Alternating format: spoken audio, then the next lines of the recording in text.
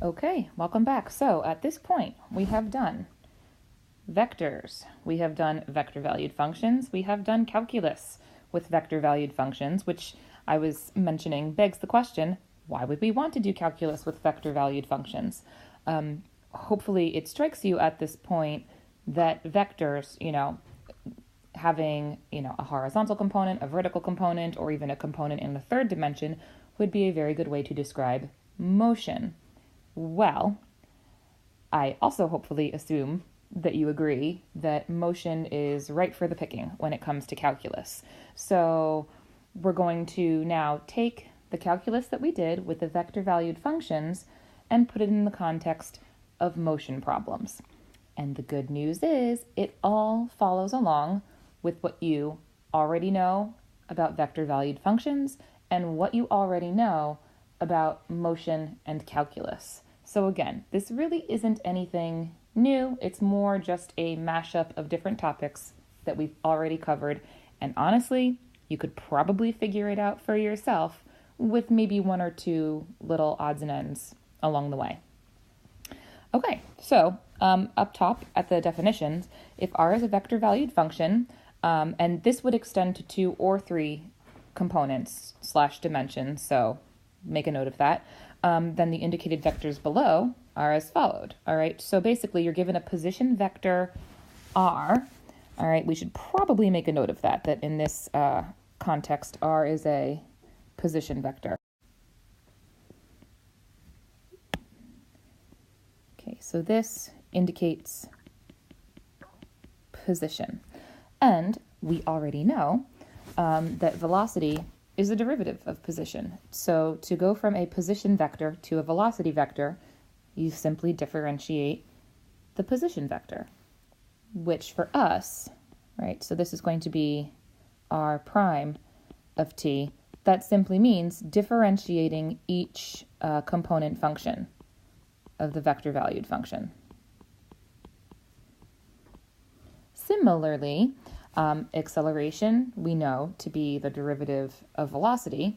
So to get acceleration, right, we are simply going to differentiate our velocity vector, which we know means getting the second derivative of position. So basically the second derivative of each of our component functions. Again, if you had 3 of these, it extends. All right. The only real, I would say, interesting thing about these definitions, right, because velocity, acceleration, they all work the way we would expect them to, would be speed. But I would argue that speed, even still, works exactly the way that we know it to work in the context of motion and calculus, right? We know that speed is different from velocity, right? Velocity is a vector quantity, meaning that direction is important. That's why a positive velocity is different from a negative velocity, right? You would be moving in opposite directions. However, speed is a scalar quantity, right? Speed just tells us how fast we are going, not in which direction we are going. Just like if I am the one who is traveling, how fast do I perceive myself to be going? All right, so that's the first clue right there, that speed is a scalar quantity, right? The second clue, in the context of, quote unquote, regular calculus, right? Calculus on the coordinate plane, how do we find speed for a given function? Well, normally we say that speed, all right, is simply, all right, the absolute value of velocity, because speed is always a positive quantity. Again, it doesn't care about direction. It just wants to know how fast do I perceive myself to be going. All right, and so that right there, right, clues us into this definition down here, right? So instead of saying, velocity, I'm going, negative 50 meters per second, I just want to know about how big it is, what the magnitude of that velocity is. Magnitude, right? Which brings us, again, right down here. So speed, just like speed in the coordinate plane is the absolute value of your velocity. Speed in the context of vectors is the magnitude of your velocity vector. I almost think of it as how big is my speed, all right? So hopefully we remember how to calculate the magnitude of a vector, right? That comes right to back to the distance formula, and I would refer you back to, I believe it was section 11.1, if you don't remember how to do that, all right? But if you were to draw out, your triangles that are created by the components of your velocity vector, right? It ends up deriving from the Pythagorean theorem, right? And so we get the square root of, all right, x prime of t squared plus y prime of t squared. Okay, so at this point, let's put some brackets back in here. All right, so let's try to put this into practice now. All right, so here we have a vector-valued function, r of t, given by t squared minus 4I hat plus tj hat. All right, so we're going to sketch the curve in the plane by finding a corresponding rectangular equation. So again, that just means eliminating the parameter. But the first thing I notice, right, is that in terms of my functions, right here, this is x, and this is y. So based on this, it would appear that t equals y. So if we replace t with y in the component function for x, right now we have x equal to t squared minus 4. So by substitution, we have x equals y squared minus 4. And I'm not going to bother solving for y because this is, I would say, easy enough to identify as a sideways parabola. All right, so let's get our sideways parabola game on. All right, so it's a sideways parabola. It's going to be opening up to the right, and it's going to be shifted to the left 4 units. So roughly, we're looking at something like this. All right. Great. So this right here is r of t. Okay, and all right, my vertex is a little bit off. All right, in fact, I think I kind of want to fix that. So, all right, I mean, that definitely wasn't the worst work I've done on here, but I think I still want to fix it. There we go. Okay, that's a little better. All right, and we know that this is going to be at -4. So I'll do a little bit of scaling. Why not?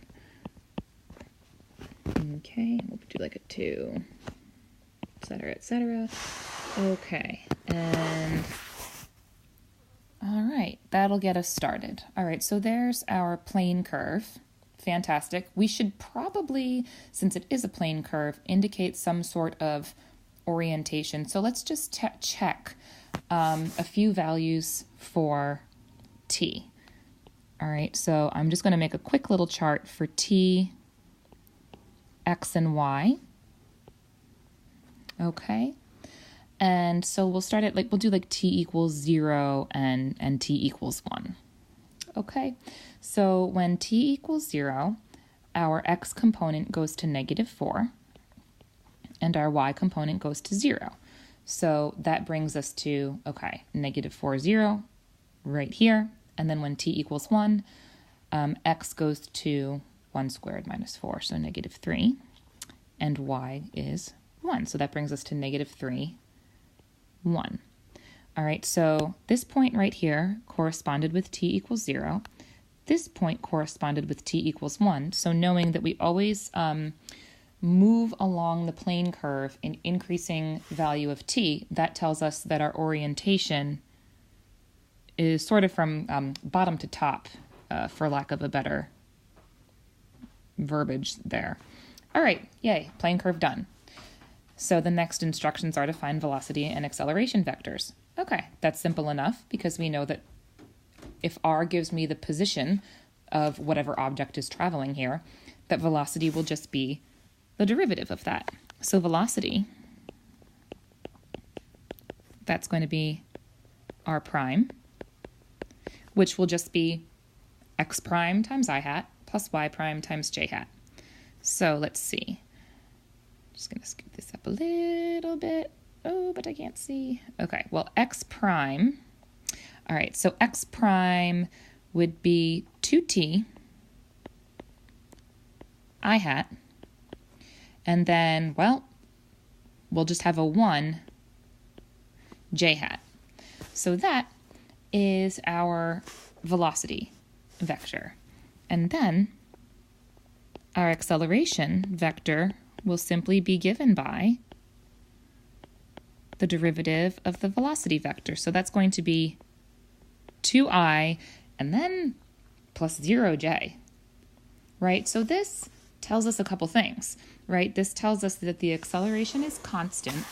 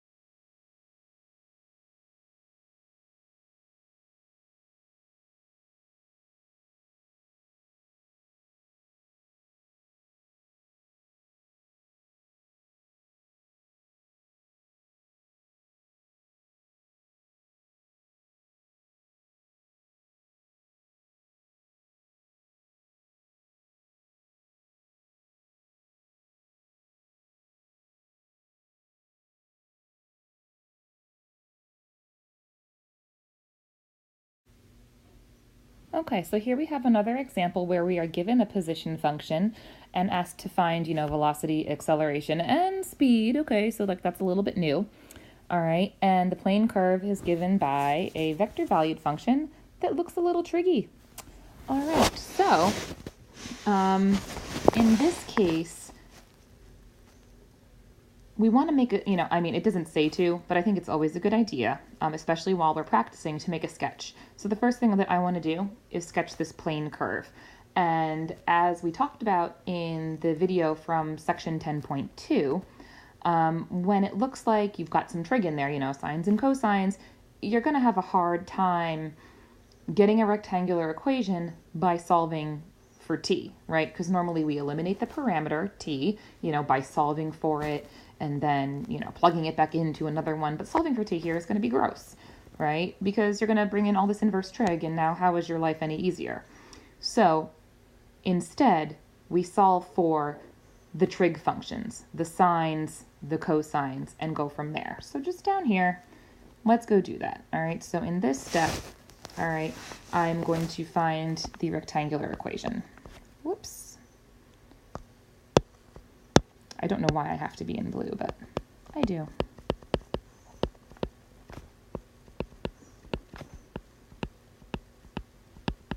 Okay.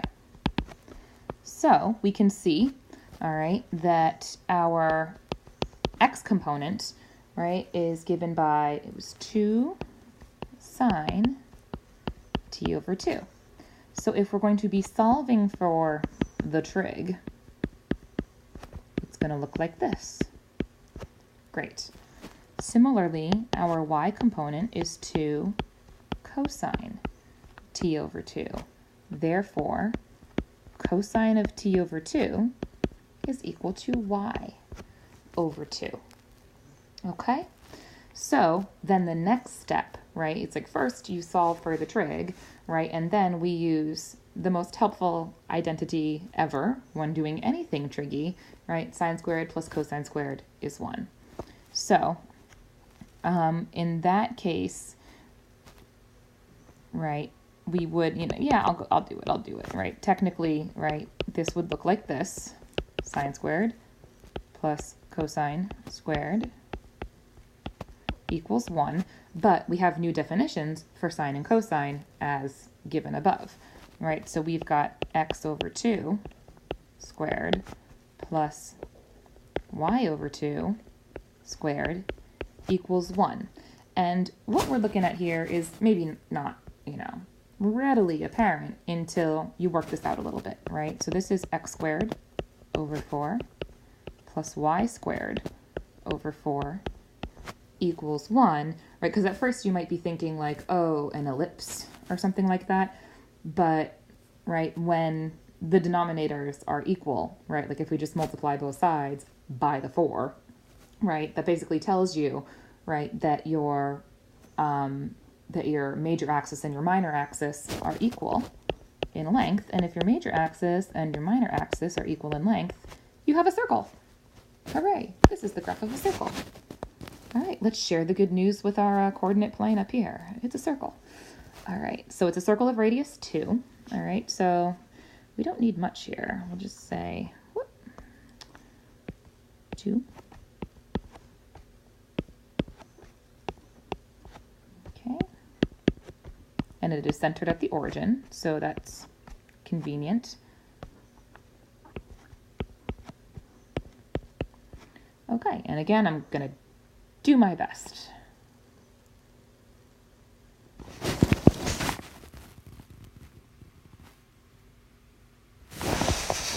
Okay, so far so good. Getting worse. All right, I'll take it. All right, and so then, all right, we just want to indicate trajectory here. So let's figure out where we begin at t equals 0. All right, so coming back up. All right, let's just check. All right, oh, I need my pen back. All right, so t, x, and y. All right, so when t is 0, well, x, let's see, sine of 0 is 0, so x is going to be 0. And cosine of 0 is 1, so times 2 is 2. So at t equals 0, I begin at the point 0, 2. So this is t equals 0 up here. And then let's just see, do I move, clockwise or counterclockwise? So let's pick something easy. I'm going to pick pi over 2. Okay, or let me even pick pi, because t is already over 2. So do I want to do that? Well, we'll see if it works. All right, so sine of pi over 2 is 1, times 2 is 2. And then cosine, actually that does help, right? Because then this will be 0. Yeah, okay, so that brings us to the point 2, 0. All right, so that's at t equals pi. All right, so we have gone this way. So we are moving around the circle clockwise. All right, great. All right, so now we've got our curve. So now we've been asked to find velocity and acceleration. That's easy enough. So let's come down here. All right, and let's get velocity. All right, so our velocity vector will be given by the derivative of our position vector. Okay, so let's see, that is going to be, well, it's going to be 2 times cosine of t over 2, and then times a half from chain rule. So just cosine of t over 2 times I, and then, yes, this will go to negative sine of t over 2 j hat. So you can confirm that for yourself. All right, and then, all right, let's get acceleration. So that's the derivative of velocity. All right, which looks like it is going to be, okay, so derivative of cosine, negative sine. All right, so we'll have negative, well, I'll put the negative in after, because it's going to be sine t over 2 I hat, and then times the 1/2 from chain rule. So this is going to be negative 1/2 sine, and then the derivative of negative sine is negative cosine. Well, derivative of sine is cosine, so we'll have minus 1/2 cosine t over 2 j. Okay. All right, so last but not least, all right, well, okay, last but not least, we have speed, but you know what, let's draw something in. Just draw in some velocity and acceleration vectors, again, just to give us a sense of what the picture is doing. And in fact, I think I'm going to use pi over 2 in this case, just for fun. So let's find the velocity, all right, at pi over 2. All right, so that's going to be the cosine of pi over 4. So that's root 2 over 2 I hat minus the sine of pi over 4. All right, so that'll be minus root 2 over 2 j hat. Okay, so now root 2 over 2, all right, it's basically 1 over root 2. So they have, they have a magnitude, that's, I would say, slightly less than 1, right? All right, but let's draw it in. All right, I'll do my velocity vector in, all right, oh, but also we need to know where we are on the curve at pi over 4. All right, so I'm going to make sure, or I'm sorry, at pi over 2. So let me just add that in right here. I assume we're kind of, approximately where I drew that arrow. All right, so at t equals pi over 2, right, sine of pi over 4 is root 2 over 2 times 2 is root 2. And then same thing for the vertical component. All right, so that should put us, yep, pretty much right about here. All right, so this, all right, this is our position vector at pi over 2. All right, so let's do our velocity vector. All right, and so basically the velocity vector seems to be about half the position vector, right? If your position vector is root 2i plus root 2j, our velocity vector is root 2 over 2i plus root 2 over 2j. And again, I want it to appear tangent to the point on the plane curve that corresponds with, t equals pi over 2. Okay, so that means I'm going to be going root 2 over 2 in the horizontal direction and down root 2 over 2 in the vertical direction. So looks like we're looking at, that looks like it's about half, right? There we go. All right, so that's our velocity vector at pi over 2. And then let's figure out first our acceleration vector. All right. All right, so my acceleration at pi over 2, well, it's going to be negative 1/2 times root 2 over 2. So negative root 2 over 4, right, minus root 2, oops, that's an I hat, and that's a j hat.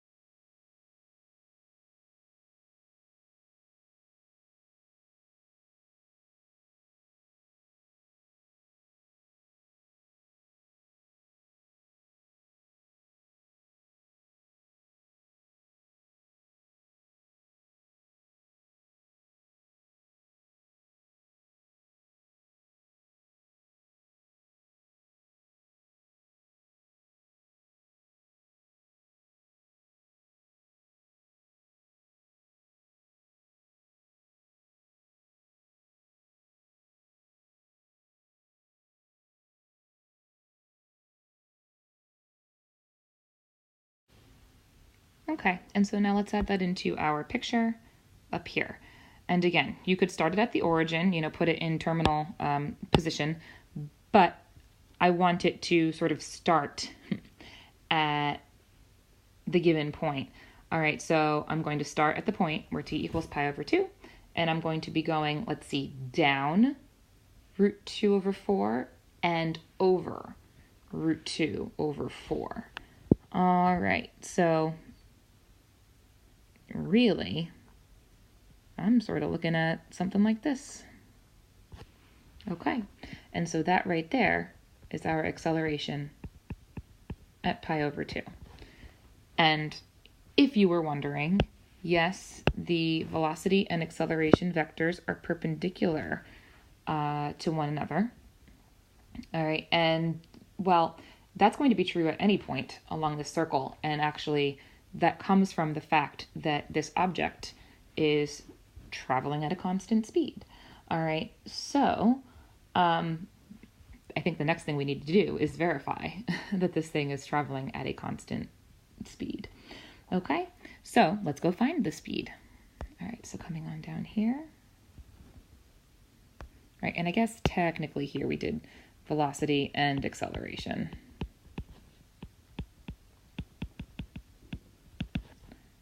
All right, so now let's go ahead and address speed. So again, speed, all right, is the magnitude of your velocity vector, which we have right up there, so that's great, right? And so again, just derives from the Pythagorean theorem, right? Basically distance formula. All right, so that's going to be cosine squared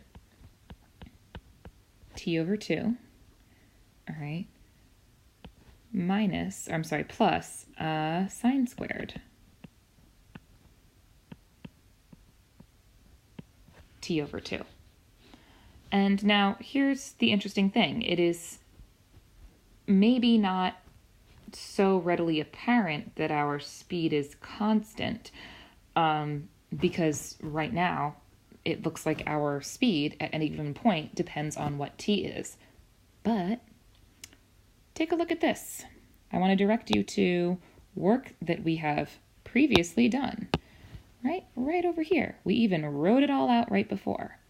Sine squared t over 2 plus cosine squared t over 2 equals 1, right? Sine squared anything plus cosine squared anything, as long as those things are the same thing, is 1. So really what we're looking at here is speed that is the square root of 1. So our speed is 1. All right, and so that tells us that this object is moving at a constant speed.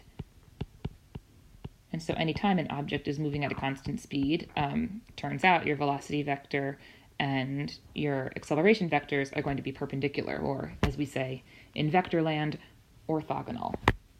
Hooray! Okay, and so now for something of a different flavor. So here, an object starts at rest at the point 1, 2, 0. So it looks like we are in a 3D coordinate system because we have a third dimension to our position, and moves with an acceleration given by blank. All right, looks like acceleration is only going to be in 2 dimensions, basically. All right. Just a j component and a k component. So find the location of the object at 2 seconds. So I am not going to draw this because drawing things in 3D or drawing 3 dimensions on 2 dimensions is difficult and often confusing, and we can work through this perfectly deftly without the picture. I know, when do I ever say that? All right, find the location of the object. Well, right, location, that means position. And what we have been doing, all right, is taking position, deriving that to get velocity, deriving that to get acceleration. So we need to integrate basically in 2 steps to climb the ladder from acceleration up to position. All right, however, what we will have to do is remember that each step of the way, we need a constant of integration for each component. And that is where this piece of information is going to prove important, all right? Because that initial condition is going to let us solve for the constants of integration along the way. And you do have to do it at each step. If you try to wait until the very end to solve for your constants of integration, you'll have missed the boat. All right, and we'll talk about that more. Okay, so first, all right, let's get our velocity. Let's get our velocity function. So velocity will be the integral of acceleration. So that is going to be basically the integral of, well, the j component is 1, right? So it's really like 1 dt times j hat. So here j. All right, and then plus the integral of 2 dt times k hat. All right, so that's going to be t j hat plus 2t k hat. But then we need to remember to add in our constant vector, and be careful. This velocity vector right now only has 2 components, right? Because we only had 2 components to start with. But be careful. When we add in our constant vector, all right, we can have 3, right? There could be an I component that is simply a constant, right? So we need to account for that. So if you're in 3 dimensions, your constant vector needs to have 3 dimensions, all right? It might turn out that one of them is 0 but still. All right, so really, I'm going to go ahead and write this like this. This is going to be C1 I hat plus T plus C2 J hat plus 2T plus C3 K hat. And then I'm going to use my initial condition to solve for C1, C2, and C3. So here's the thing. The initial condition, right, tells us that the object starts at the point 1, 2, 0. That is all about position. So what is it about the initial condition, right, or initial information that is given that is going to allow us to solve for C1, C2, and C3, keeping in mind that this is a velocity vector? Well, spoiler alert, it's this piece right here. You are told, all right, that the object starts at rest. All right, so what that means is that at t equals 0, we must have the 0 vector for velocity. All right, in other words, v of 0 is the 0 vector. All right, so each component needs to go to 0. So this needs to go to 0. All right, this needs to go to 0. And this needs to go to 0 when t is 0. So now it's pretty clear from here that C1 equals 0. All right. In this case, right, again, this is at t equals 0. So if t is 0, well then C2 must equal 0. And in our k component, when t is 0, 2t, zeroes out. So C3 must also equal 0. So here it was kind of trivial, but it's important to do because it will not always be this way. All right, so our velocity vector is officially given by 0i, okay, t j hat plus 2t k hat. All right, so we've got velocity. So now let's go ahead and get our position function. So r of t will be the integral of velocity, which will be the integral of each component function with respect to time. So that's going to be the integral of t dt times j hat plus the integral of 2t dt times k hat. All right, so that will work out to be t squared over 2. I'm just going to put my constants right in. So actually, I'm going to back up. I'm going to add in a C1 for my I hat here, right? So I could have a constant of integration for my I component, and then I'll do t squared over 2 plus C2 j hat. All right. I should really be using like C3, C4, and C5 because, yeah, you know what? Let's do that. Otherwise I'm sort of, like I've already said that C1, C2, and C3 are 0. So let's not be lazy, Mrs. Marone. All right, so then 2t squared over 2, therefore t squared plus C5 k hat. Okay, now we can use that initial condition about the point 1, 2, 0, all right, because that is a location in space. That is a measure of position. So now we know that when t equals 0,